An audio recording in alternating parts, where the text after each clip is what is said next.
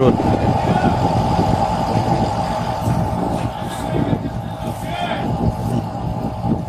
चुनाव को इंडिया गठबंधन में कहाँ देख रहे हैं? सबसे पहले तो आप सभी भाइयों को जो इस देश का और इस समाज का जो कुरीतियाँ सबको सामने आप लोग पहुँचाते हैं, तो आप लोगों को बहुत बड़ा धन्यवाद मैं तहे दिल से देना चाहता हूँ। आ गए आप इस चुनाव में इंडिया गठबंधन को आप कहाँ पर देख रहे हैं? इस चुनाव में इंडिया गठबंधन को सत्ता में देख रहे हैं। कितनी सीट आती हुई दिख रही है आपको? हमको ये अंदाजा है कि 300+ सीट रहेंगे, 300+ से। भाजपा का 400 पार का जो नारा है वो देखिए, ये बेकार का नारा है, ये परसेप्शन बनाने का नारा है, कोई काम नहीं। अमेठी जीत रहे हैं आप? बार जीत रहा है, अमेठी जीत रहा है, कन्नौज जीत रहा है, मैनपुरी जीत रहा है, रायबरेली जीत रहा है, देवरिया जीत रहा है, कुशीनगर जीत रहा है, आजमगढ़ जीत रहा है। 20 सीट को सीधे क्लीन स्वीप जीत रहा है, 20 सीट को क्लीन स्वीप जीत रहा है। हम जीतेंगे 35 सीट कम से कम करने। 80 में 35 सीट आप जीत रहे हैं। क्लियर। आपका कहना था 50+ जीत रहे हैं, आप 35 पर हैं। विरोधाभास सर वो NLC से आप हमारे वरिष्ठ नेता हैं और आप ये विरोध नहीं करते, लेकिन हम भी छोटे पॉलिटिकल आदमी हैं, हम भी घूमते हैं और जनता की बात होती है और हम लोगों की बात को सुन रहे हैं, जिससे हमें अंदाजा लगा रहे हैं कि सीधा कम से कम 35 सीट पर हम प्लेन से जीतने जा रहे हैं। राहुल की जो नया यात्रा चली थी उसका कितना इम्पैक्ट आया है अक्रॉस इंडिया?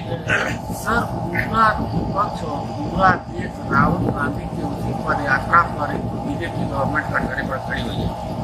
राहुल गांधी का पद यात्रा ही उन सारे लोगों से मुलाकात हुई है और इस देश के जमीनी दर्द को राहुल गांधी सीधे समझ पाए हैं और उसी जनता की आवाज को ही मैनिफेस्टो में पिरोके जनता के सामने परोसा है। भाजपा का आरोप है कि मैनिफेस्टो के अंदर यह कहा गया है कि आप जो भी है संपत्ति है उसका आकलन कराएंगे और उन संपत्तियों को विशेष समुदाय को दिया जाएगा। अभी ये बीजेपी का बयान क्या करेंगे, वो लोग उठते हैं और चाट लेते हैं। अभी ये किसकी बात कर रहे हैं? अभी तो डुमरियागंज में माननीय योगी जी भाषण दे रहे थे और बोल रहे हैं गोरखपुर की जनता जो है लात मार के लगा रही है गवर्नमेंट कैंडिडेट को और ये यहाँ पे भी मार्च लगाए जाएंगे।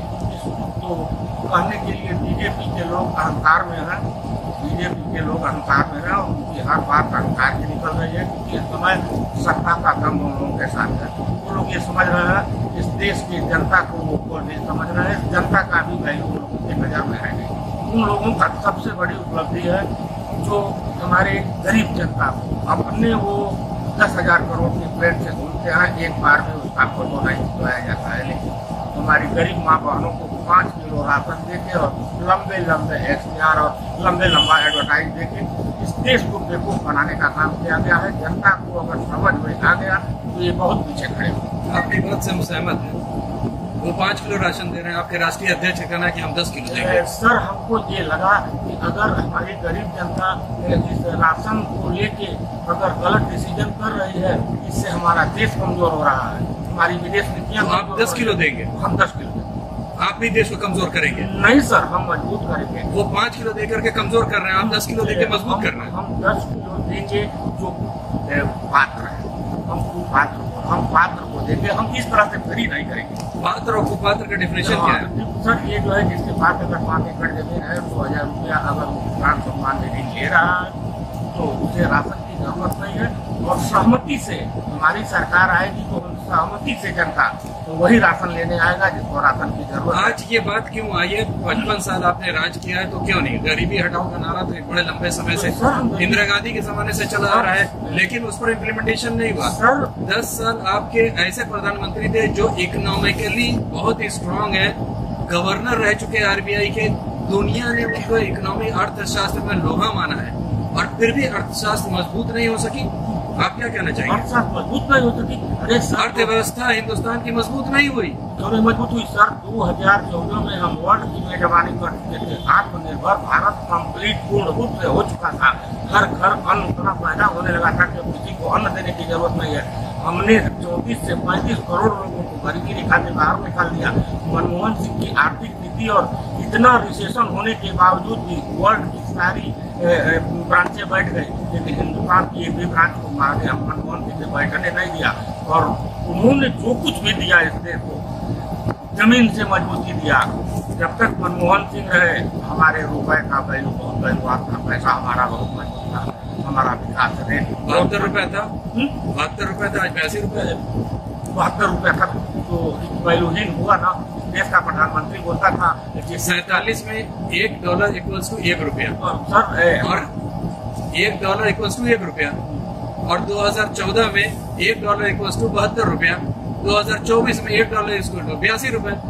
सर वो जैसे देश की जनता है और जिस समय देश आजाद हुआ उस समय स्थिति बहुत अच्छी नहीं देश की। हमारा सवाल फिर से है, 2004 से 2014 तक आपके नेतृत्व में यूपीए की सरकार थी, बहुत स्ट्रांग इकोनॉमिक्स के हाथ में सरकार थी, क्यों नहीं रुपया मजबूत हुआ?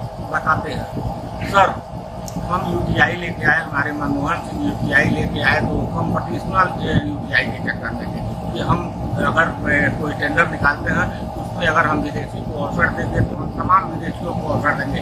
लेकिन स्थिति बिगड़ गई, सत्ता से हम बेदखल हो गए। और ये एफडीआई आपका देन है, एफडीआई आपने चालू किया था। एफडीआई फॉरेन वाले जितने थे वो योजना आपकी थी, इम्प्लीमेंट इन्होंने किया नहीं सर, हम कर रहे। अन्न आपके था, इन्होंने इम्प्लीमेंट किया। आप सब्सिडाइज रेट पर आप जो है राशन दे रहे थे, इन्होंने उसको फ्री किया। सर हम देश की, और आपके वक्त में अनाज बहुत से सड़ रहे थे, गल रहे थे, वेस्ट हो रहे थे, उसको इन्होंने फ्री करके यूटिलाइज कर लिया। नहीं, तो आपकी योजना ही को तो आगे बढ़ाया? नहीं, हमारी योजना को आगे नहीं बढ़ाए, हमारी बनाई हुई योजना का भरपूर लाभ उठाए, ये कहा जा सकता है।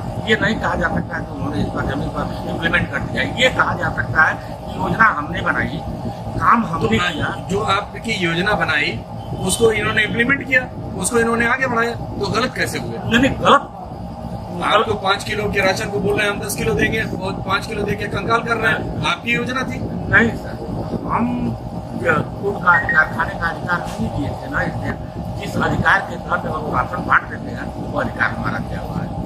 आप 5 किलो दे रहे हैं, नहीं, आप कह रहे हैं 5 किलो देके वो कंगाल बना रहे हैं। हमें नहीं कहना चाहते, हम ये कहना चाहते हैं ये कानून हम ले आए ना कि देश के हर नागरिक का भोजन का अधिकार है, और उसे हम हर हाल में हमारी सरकार जो भी सरकार बनेगी वो सरकार अगर भोजन का अधिकार इस देश में हर नागरिक को देगी, जो सबसे पिछले पायदान पर खड़ा है। यही तो कांग्रेस की सोच थी।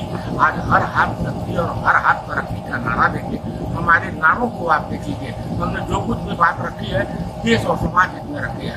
हमने ये निजी फायदे जितने ये नारा है सब तो कागजी पे है, धरातल पर इम्प्लीमेंट कहाँ हुए? तो अब ध्यान नहीं हुआ। आप बताइए, जो भी अगर हम इंटर कॉलेज बनाए तो इंटर कॉलेज में पढ़ाई हुई और वहाँ अध्यापक पढ़ाया, एजुकेशन सिस्टम एकदम खराब हो गया सर। जब तक हमने कोई सिस्टम बिगाड़े, ये नई शिक्षा नीति ले आए तो सिस्टम बिगड़ा। 2014 तक प्राइमरी स्कूलों की हालत बड़े खराब थी, इंटरमीडिएट स्कूल की हालात बड़े खराब थे, पीएचसी के हालात बड़े खराब थे, डॉक्टर्स नहीं होते थे, जो डॉक्टर्स होते थे वो प्राइवेट नौकरी करते थे, उनके ऊपर कोई एक्शन नहीं होता था। लेकिन 14 के बाद ये हालात बदल गए। आज जाकर के प्राइमरी स्कूल को, प्राथमिक स्कूल, परिषदीय स्कूल को जाकर के देखिए, उनके रंग रोगन हुआ है और वहां पर स्कूल चल रहा है। जहां पर जो चीजें कम थी उसको फुलफिल किया गया है। कम से कम सिविल हॉस्पिटल और पीएचसी पे डॉक्टर अपने टाइम पर बैठ रहा है, उनके में भय है। आप ये तो आपकी, हम आपकी बात को काटते नहीं है, लेकिन इस बात में ये सब बात मेरी तो बात है। इनके बनाए हुए एम्स से पेशेंट रिफर होता है, मेडिकल कॉलेज जाता है और मेडिकल कॉलेज में मार्केट लगा दिया जाता है। ये स्वास्थ्य की व्यवस्था आपकी है। सदर हॉस्पिटल का आपने नाम लिया, सदर हॉस्पिटल की स्थिति ये है कि सिर्फ पैर टूट जाए तो प्लास्टर लग सकता है और नहीं तो इंट्रासैक लगा के उसको चढ़ाया जा सकता है। एक बीमारी आपको हो जाए, कोई न डॉक्टर नहीं है उसको सॉल्व करने के लिए और न ही उस उस बीमारी का कोई इलाज है और न कोई डॉक्टर है उसको पकड़ सकता है। अब तो 55 साल की बात नहीं करेंगे, 4 से 14 आपकी गवर्नमेंट थी, क्यों नहीं स्वास्थ्य को सही किया, क्यों नहीं इसको सही किया? सर जब तक हम लोग थे तब तक तो 55 साल बहुत बड़ा एरा होता है, एक युग खत्म हो गया, एक जनरेशन चली गई 55 साल में। सुई नहीं थी, हेलीकॉप्टर बनाते हैं सर 55 साल में, ऐसा न है, हेलीकॉप्टर बनाते हैं, आप ऐसे कैसे इस उपलब्धि को नकार देंगे? तो अभी इतने बड़ा एसेट हम खड़ा कर दिए, पूरा वर्ल्ड मेजबानी करता है हमारी, पूरा वर्ल्ड हमारी तरफ देखता है, हमारे मार्केट के बगैर पूरे वर्ल्ड में किसी को राशन नहीं था, भोजन नहीं चल सकता है, और आप ऐसे कैसे हमारे खड़ा कर दिया? एसेट खड़ा कर? सर अगर अमेरिका आपसे हमसे बात करता है तो हमारी ताकत और हमारे वजूद पर बात करता है, तो अमेरिका हमको क्या समझता है? चीन अगर हमारे सामने बात करता है, दुनिया के शक्तिशाली प्रधानमंत्री तो मोदी जी हैं। नहीं, ये देश मजबूत और बहुत देश का डंका पूरे विदेशों में बज रहा है। सिर्फ ये कहने और सुनने वाली बात है, इस बात में आपकी तो बात कहने सुनने वाली कागजी बात ही नहीं, ये सब सिर्फ कहने सुनने वाली बात है। अगर आप गोरखपुर के परिप्रेक्ष्य में बात करते हैं तो वाजपेयी साहब के गवर्नमेंट में यहाँ का फर्टिलाइजर को बेच दिया गया, बंद कर दिया गया, 1 रुपए में बेच दिया गया। उसके बाद 10 साल आपकी सरकार थी, मगर कोई शुद्ध लेने वाला नहीं था, फर्टिलाइजर चालू करने के लिए शुद्ध लेने वाला नहीं था।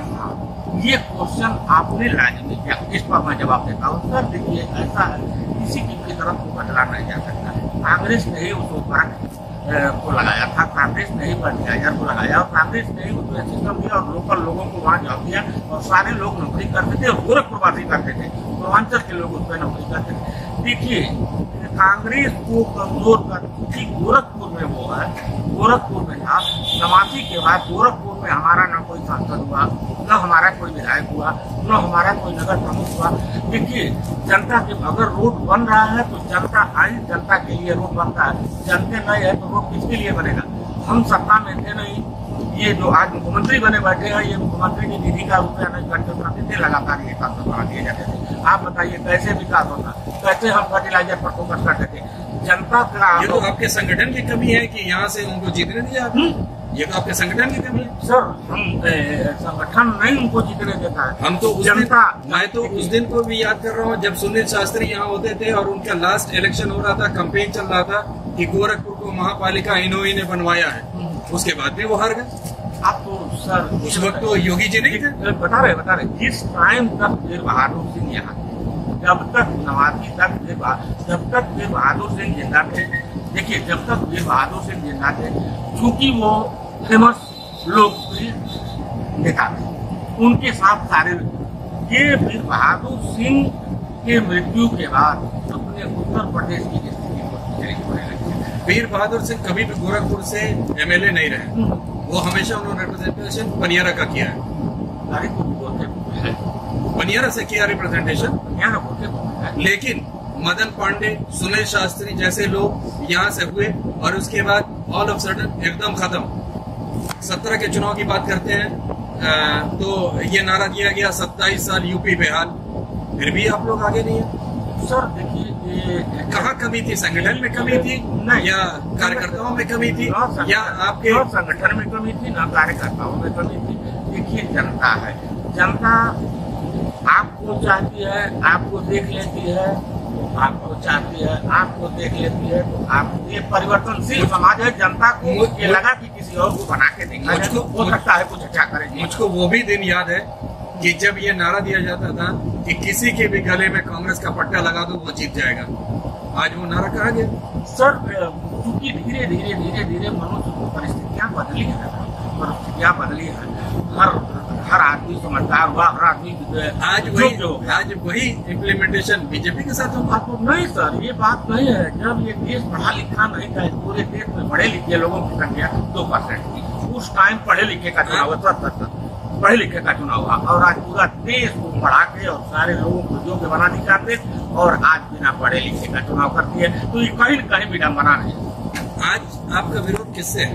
किस पार्टी से आपका? पार्टी से कोई विरोध नहीं है, पॉलिसी का विरोध है, नीतियों का विरोध है। वो हमारे 400 का सिलेंडर को 1000 में बेच रहे हैं, ये हमको अच्छा नहीं लगता। हमारी जनता को हमारे टैक्स के पैसे से, हमारे बीजेपी के पैसे से। बीजेपी के पॉलिसी से आपको दिक्कत है?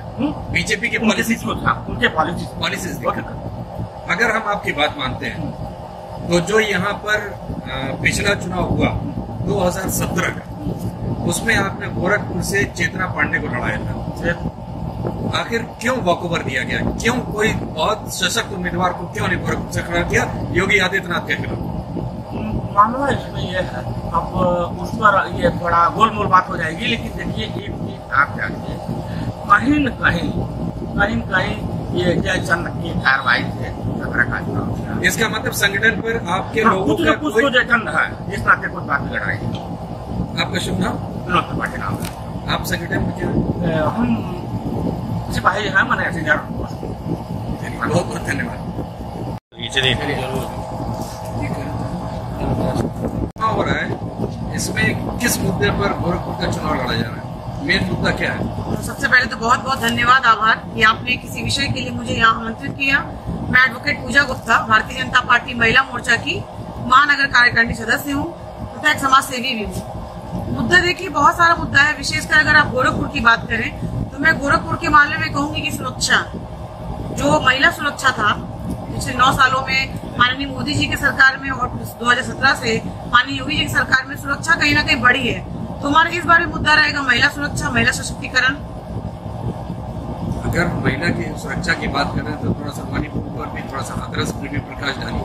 देखिए, मैं ये नहीं कहूंगी पूरी तरह की महिलाएं पूरी तरह सुरक्षित है। कई ऐसे राज्य हैं जहां महिलाओं के साथ उत्पीड़न हुआ है। अगर आप मणिपुर की बात करेंगे, अगर आप हाथरस की बात करेंगे, तो आपको विशेषकर पश्चिम बंगाल की जो संदेश खाली में हुआ, नॉर्थ 24 परगना जो जिला है, वहाँ पे जो यौन उत्पीड़न महिलाओं के साथ हुआ वो भी बहुत ही निंदनीय है। तो सरकार हो या आम नागरिक हो या विपक्ष हो, उनको हर राज्य हर स्थान पे महिलाओं के लिए सोचना बहुत आवश्यक है। सुदृढ़ महिला और सुरक्षित महिला, देखिए मैं ये मानती हूँ कि स्थानीय मुद्दे कुछ अलग होते हैं और केंद्रित मुद्दे कुछ अलग होते हैं। मणिपुर में जो महिलाओं के साथ हुआ वो तो निंदनीय है। हमारी सरकार ने जो है कदम उठाया था, माननीय अमित शाह जी गए थे, हमारे कई दिग्गज नेता थे, वहां पहुंचे थे, वहां का उन्होंने मुआयना किया और जो कार्रवाई करनी चाहिए थी, उचित कार्रवाई, उसको उन्होंने एक्शन लिया भी था।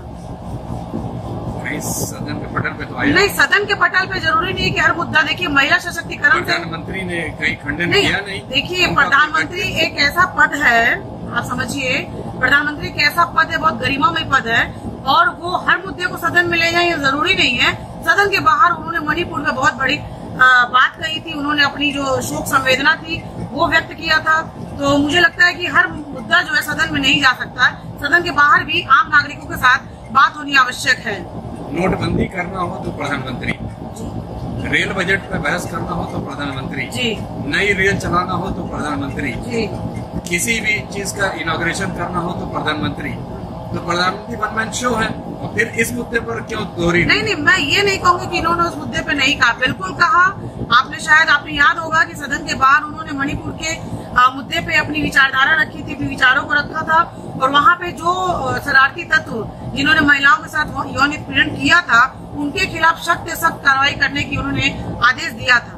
उत्तर प्रदेश में 80 में कितनी सीटें? 80 में तो हमारा टारगेट 80 में 80 है। हमारा टारगेट तो, मैं अगर एग्जाम देती हूँ, कोई परीक्षा में बैठती हूँ, तो मैं तो उम्मीद करूंगी ना कि मैं टॉप करूँ। मेरा परफॉर्मेंस है कि मैं 99% लाऊं, लेकिन हमारा 80 में 80 सीट आ रहा है। हम बूथ स्तर पे काम कर रहे हैं, हम शक्ति केंद्र स्तर पे काम कर रहे हैं, हम वार्ड वाइज काम कर रहे हैं। हर एक कार्यकर्ता जो है हर एक मतदाताओं को साध रहा है। तो इस उम्मीद के साथ, इस उम्मीदों के साथ मैं पूरे आत्मविश्वास के साथ कहूंगी कि उत्तर प्रदेश में भारतीय जनता पार्टी 80 में 80 सीटें जीतेगी। अंतरात्मा क्या कहती है? अंतरात्मा तो बिल्कुल यही कहती है, क्योंकि हमने ईमानदारी से काम किया है, योजनाओं को आम जनता तक पहुंचाया है। केंद्र सरकार की जो योजनाएं थी, राज्य सरकार उत्तर प्रदेश की जो योजनाएं थी, वो हमने हर एक जनता तक पहुंचाया है। तो मैं ये अंतरात्मा और आत्मविश्वास, that is not over confident, ये हमारा कॉन्फिडेंट है। तो हमने काम किया, उस आधार पे मुझे पता है कि जनता हमें निराश नहीं करेगी। बांसगांव, सिद्धार्थनगर, संत कबीर नगर, तीनों जगह आपके सिटिंग एमपी को उनका विरोध रहा है, और विरोध बड़े लेवल पर हुआ है, फिर भी 80 में 80। देखिए, अपवाद हो सकता है, ठीक है, हर एक विषय पर अपवाद होता है। तो विरोध प्रदर्शन करना व्यक्तिगत विचारधारा है, लेकिन हमारा आत्मविश्वास हमारे काम के आधार पर ही है। आप भारतीय जनता पार्टी के किसी भी कार्यकर्ता से मिलेंगे, अगर उन्होंने जेन्युइनली तरीके से काम किया होगा बूथ स्तर पे, शक्ति केंद्र स्तर पे, तो वो आत्मविश्वास दिखेगा उसके चेहरे पे, उसकी अंतरात्मा पे, और उसी अंतरात्मा के आधार पे हम कह रहे हैं कि 80 सीट जीतेंगे। 15 लाख 2 करोड़ नौकरियां जी 15 लाख। उन्होंने ये नहीं कहा था कि 15 लाख देंगे, काला धन ये नहीं कहा था। उन्होंने कहा था कि मैं काला धन लाऊंगा। स्विस बैंक में जो काला धन है, स्विस बैंक में जो काला धन है, मैं 10 साल कहूँगा 10 साल हो गए काला धन आ नहीं रहा है। जितने नोट पकड़े जा रहे हैं पश्चिम बंगाल में, झारखंड में, विभिन्न राज्यों में, आप राजस्थान में देख लीजिए, गुजरात में देख लीजिए, जो MP MLA के पास जो धन पकड़े जा रहे हैं वो क्या है, काला धन ही तो है। आज नोटबंदी नहीं होती। स्विस बैंक की वो लिस्ट कहाँ गई? स्विस बैंक की जो लिस्ट है, कुछ चीजें जो है बहुत ही कॉन्फिडेंशियल होती है सरकार की।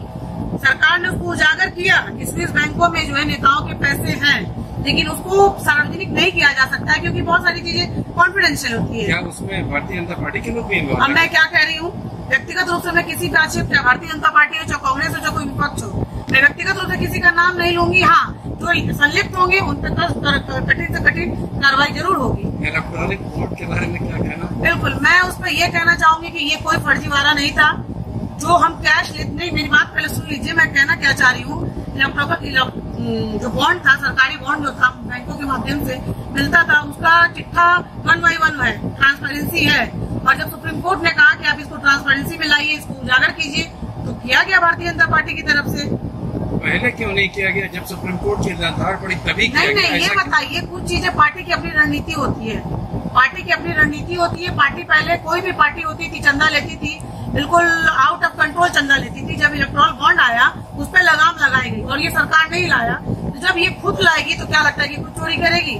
बिल्कुल नहीं करेगी। बीजेपी के ऊपर एक आक्षेप लगता है कि बीजेपी के पास एक वॉशिंग मशीन है जिसके अंदर कोई भी इम्पोर्ट होकर के आए तो उसको साफ कर करके अपने यहाँ रख लिया जाता है। नहीं, ये जो आप क्या कहते हैं उसको प्रभाव कह रहे हैं, ऐसा कुछ नहीं। भारतीय जनता पार्टी एक ऐसी पार्टी है जहाँ पे छवि, मैं ये नहीं कहूंगी कि पूरी तरह साफ है, लेकिन यहाँ छवि तो साफ है। आप ये कहना चाह रहे हैं कि यहाँ पे जो आता है उसकी छवि धुल जाती है। इसलिए धुल जाती है कि भारतीय जनता पार्टी की जो विचारधारा है, जो सिद्धांत है, वो जीवन में अगर आत्मसात आप भी करते हैं तो शायद आपकी भी छवि अच्छी हो जाएगी। ब्रजभूषण के बारे में क्या कहना है?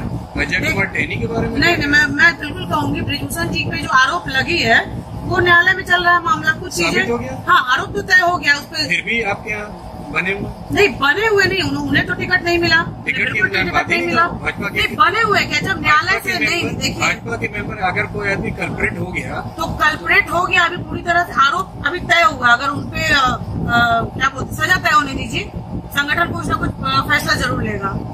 हम मौखिक रूप से कुछ बात, मैं वकील हूँ, मैं मौखिक रूप से किसी बात का भरोसा नहीं करती। लिखित रूप में आरोप तय हुआ है, अभी न्यायालय को दोष तय करने दीजिए, संगठन उसका फैसला जरूर ले लेगा। लखीमपुर के जो विधायक जी थे, उनको तय होने के बाद, जेल में जाने के 8 महीने के बाद उनको पार्टी से निष्कासित किया। इसलिए निष्कासित किया, अगर मान लीजिए मैं ही भारतीय जनता पार्टी की कार्यकर्ता हूँ और मेरे खिलाफ कोई जाके कंप्लेन करता है, तो पार्टी पहले उसको जांचेगी, परखेगी कि हाँ, पूजा गुप्ता के नाम विरुद्ध कोई मतलब कार्रवाई करनी चाहिए, नहीं करनी चाहिए। तुरंत हम एज सुन एज पॉसिबल, कोई संगठन इस तरह से कदम नहीं उठा सकता है। जब संगठन को लगा कि हमें कदम उठाना चाहिए तो उन्होंने उठाया। 8 महीने बाद? नहीं, बिल्कुल जांच में लगता है।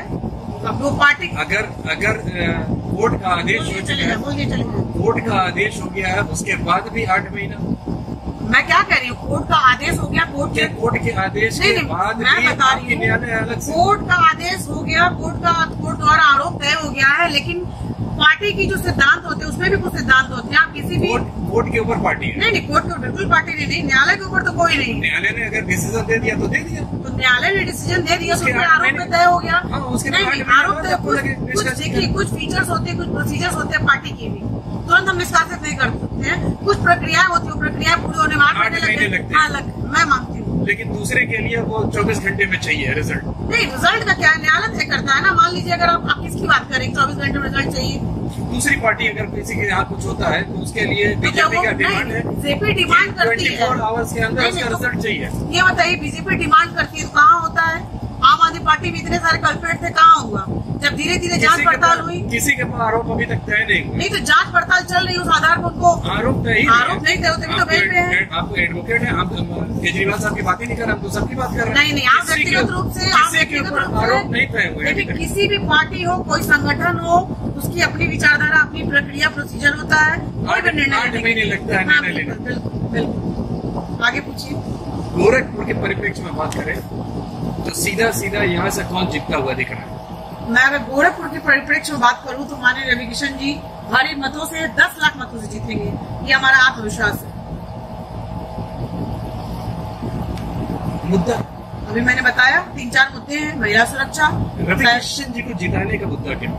रवि किशन जी का जिताने का पहला मुद्दा तो होगा कि यहाँ पे उन्होंने अपना जो रोजगार था, वो फिल्म सिटी का, वो एस्टेब्लिश करने का पूरा प्रोसीजर चल रहा है। तो कोई भी सांसद अगर अपना रोजगार, स्वयं का रोजगार अगर अपने सांसदीय क्षेत्र में लाता है तो सबसे बड़ा मुद्दा यही है। कितने लोगों को पूर्वांचल से इस इंडस्ट्रीज में रोजगार मिलने की संभावना है? आप पहले स्वयं बताइए। 10 साल, मैं ये नहीं कहूंगी 10 साल पहले सरकारों ने काम नहीं किया, बिल्कुल किया, लेकिन जितनी तेजी से विकास गोरखपुर में हुआ है, मैं मानती हूँ कि बहुत ज्यादा तेजी से विकास हुआ है। मैं 2009 में यहाँ शादी करके आई हूँ। 2009-10 उस समय महिला सुरक्षा 0 था। मैं खुद अकेले नहीं करती, मैं अपनी व्यक्तिगत बात करती हूँ। आज मैं पार्टी संगठन के काम से, अपने कचहरी के काम से मैं रहती हूँ बाहर।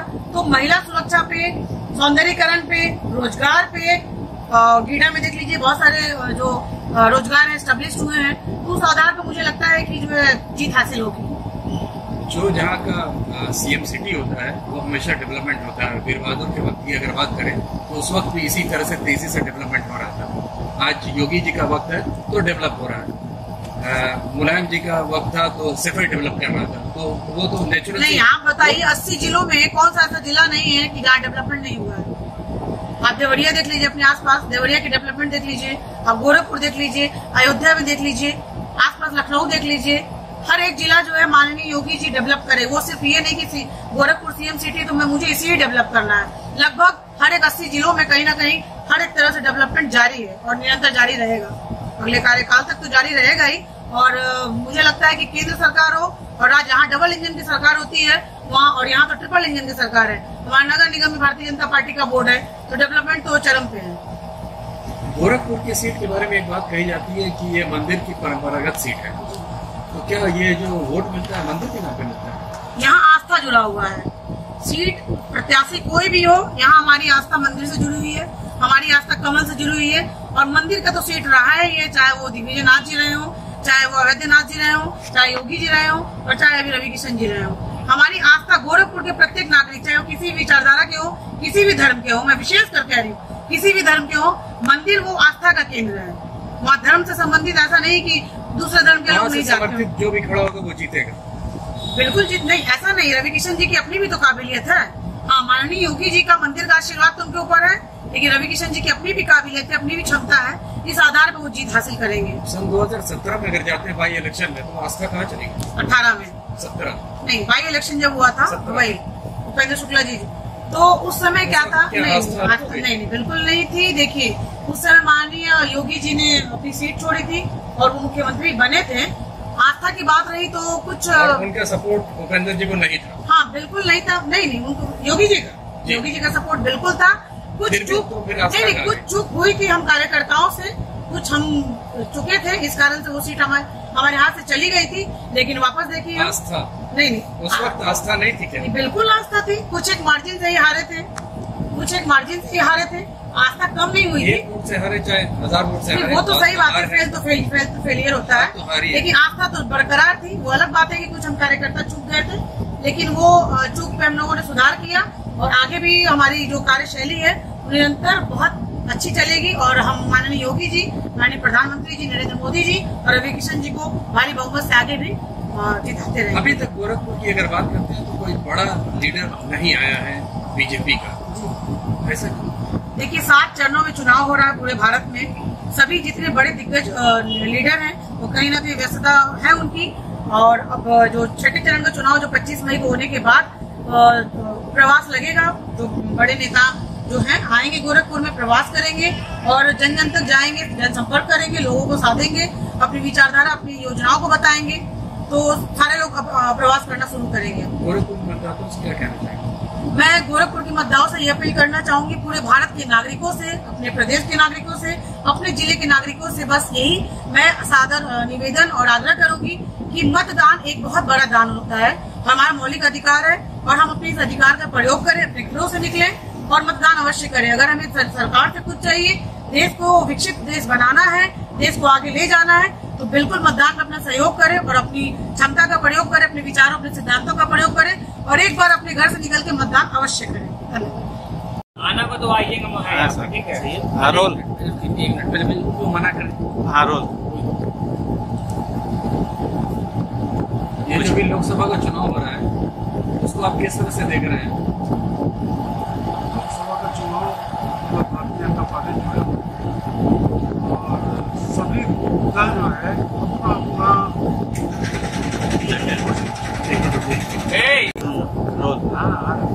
चलिए, जो लोकसभा का चुनाव हो रहा है इसको आप किस तरह से देख रहे हैं?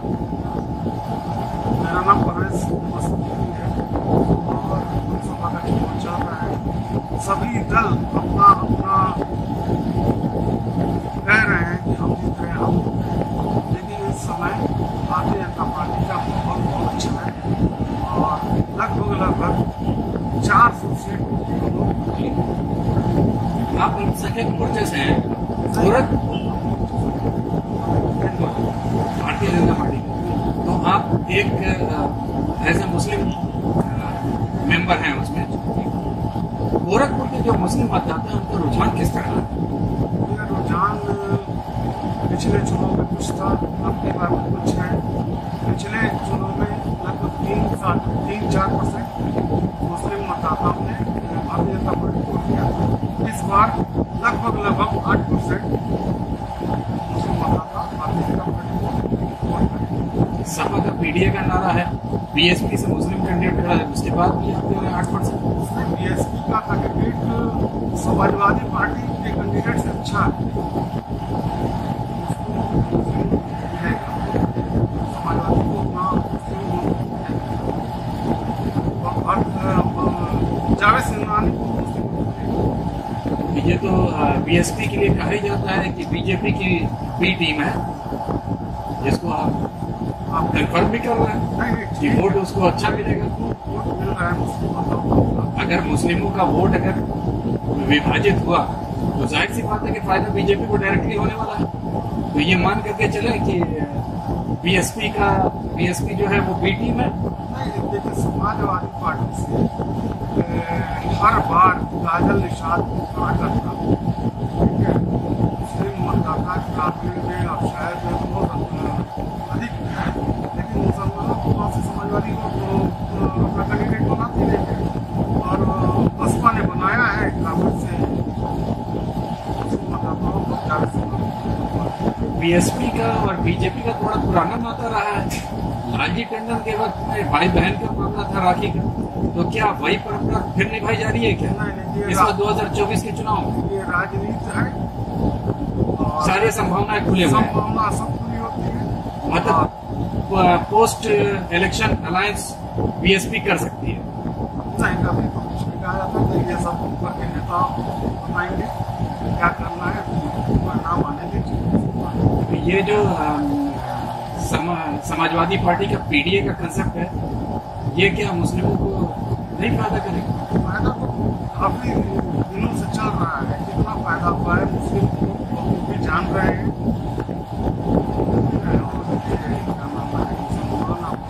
बहुत ज्यादा पैदा में आने वाले नहीं है। एक छोटा सा, आप वो स्वतंत्र हैं, जहाँ चाहेंगे वोट करेंगे, तो कोई बांध नहीं सकता, आप स्वतंत्र। एक छोटा सा और आखिरी सवाल, सबका साथ सबका विकास नारा देने वाली बीजेपी में अल्पसंख्यक और रिप्रेजेंटेशन नहीं के बराबर, आप उसको किस तरह से देखते हैं? आप ऐसे अल्पसंख्यक मेंबर हैं। भारतीय जनता पार्टी पूरा प्रयास कर रही है और अभी साउथ में एक कैंडिडेट को टिकट मिला है, ध्यान देंगे, साउथ में एक टिकट मिला, यदि वहाँ से बचेंगे अगली बार एक मिला है और वो 10 हो जाएगा। मुख्तार अब्बास नकवी शाहनवाज हुसैन 2019 से गायब, जो आपके सेंट्रल मिनिस्टर रहे, फिर भी सबका साथ सबका विकास। शाहनवाज हुसैन थे और पार्टी में बने हैं और उनके साथ साथ बदलाव होता है तो फिर आएंगे। पार्टी में तो आपके आडवाणी जी भी बने हुए हैं। अब उनकी उम्र आप देखिए, अब वो इतना सक्षम नहीं है काम करने में। उम्र की बात आपने किया, 2014 में आपके प्रधानमंत्री ने कहा था कि 75 साल जब उम्र हो जाएगी तो रिटायरमेंट हो जाएगा और लोग मार्गदर्शक मंडल में चले जाएंगे। 17 सितंबर 2023 को 75 साल के आपके प्रधानमंत्री हो रहे हैं। अगला प्रधानमंत्री कौन? बिल्कुल हो रहे हैं लेकिन वो लगते नहीं है 75 साल। अभी वो 65 साल के लगते हैं और एक्टिविटी जोश उनका 65 साल वाला है। आडवाणी जी भी 2014 में बहुत एक्टिव थे और अकेले ही सब कुछ कर रहे थे, फिर भी उनको मार्गदर्शक में डाल दिया गया। तो ये दोहरी नीति। नहीं, उनको तो उनके जगह पे भारतीय जनता पार्टी ने बैठाया, उसे परामर्श किया, उनकी सहमति से 2014 के अगर चुनाव की बात करें तो आडवाणी के फोटो कहीं किसी बैनर पर नहीं थी।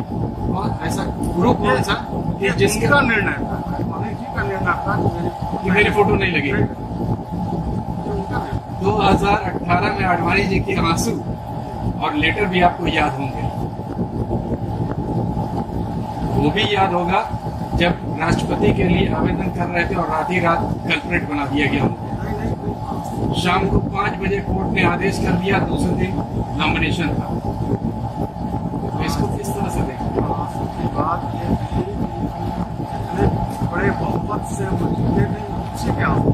चलिए, बहुत बहुत शुक्रिया।